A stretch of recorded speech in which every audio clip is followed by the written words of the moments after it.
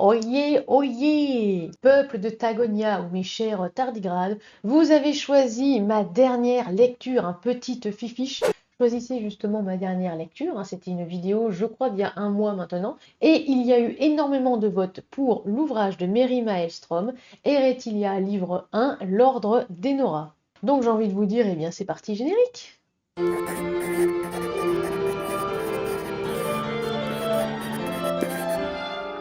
Pour ne louper aucune vidéo, abonnez-vous et activez la cloche. C'est un joli pavé de 420 pages. Franchement, c'est pas, je sais pas si je vous aime ou si je vous déteste. Si, quand même, hein, je vous adore.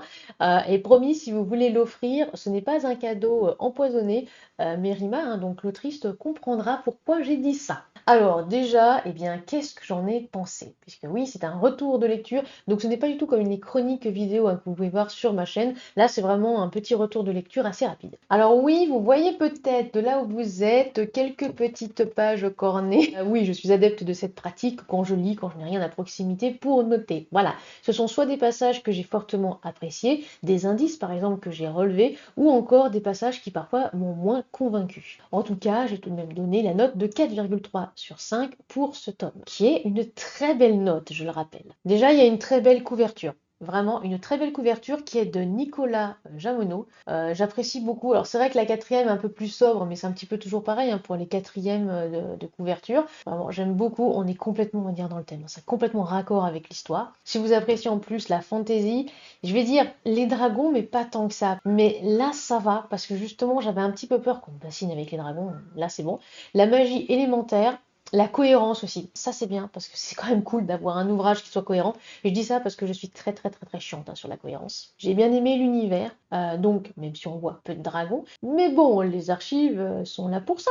Lilia, bon, enfin. Bref, les thèmes abordés qui sont parfois assez lourds, on a l'esclavage, les réseaux d'enlèvement d'enfants, etc. La magie, la résistance avec un grand R, les relations personnages. Dara, par exemple, Dara, j'ai adoré ce personnage et on va dire les relations qu'elle a avec les autres, que ce soit avec son père ou aussi avec d'autres petits personnages féminins. Mais après, quand je dis petit, ça dépend. La lecture a été très fluide, vraiment, enfin très fluide, ouais, j'ai mis une semaine, hein, pour lire ce pavé, donc ça va, sachant que j'ai quand même pas mal de boulot à côté, pas d'accro, une très bonne MEP, c'est de l'auto-édition, et en plus je peux dire de la très bonne auto-édition, puisque tout a effectivement été passé au crible. Alors ce que j'ai moins aimé, pour moi, donc déjà c'est bien d'avoir pensé au TW. Je vais vous dire, hein, les TW, les avertissements de contenu, c'est violence, mise à mort et souvenir de pédophilie.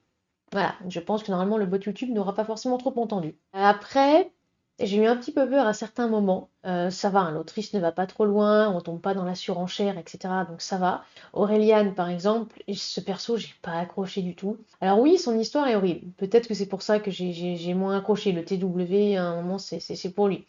Il y a toute l'idée avec le fouet, etc. Et pas en mode hein, érotique, etc. Comme j'ai l'habitude de dire. Non, le reste, ça c'est horrible. Je vais pas non plus spoiler la fin.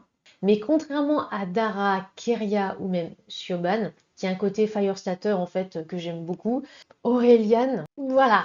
Pourtant, j'aime bien, hein, tout ce qui est magie de l'air et tout ça, mais bon. Alice, la chef de l'œil, hein, je crois. D'ailleurs, la majorité des personnages féminins ont un rôle important et c'est bien, mais elle m'a rien procuré en fait.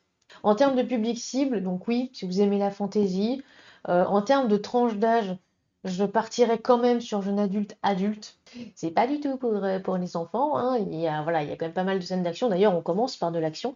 Ça aussi, j'aime bien parce que souvent, les tomes 1, c'est des tomes d'exposition. Ça peut être un petit peu lent, etc. Là, pas du tout. C'est quand même très bien. Et franchement, hein, s'il n'y avait pas quelques petites choses, voilà, quelques petits trucs, parce que je titille un petit peu, même quand c'est des retours de lecture perso, ça aurait pu avoir encore une plus jolie note. Mais voilà.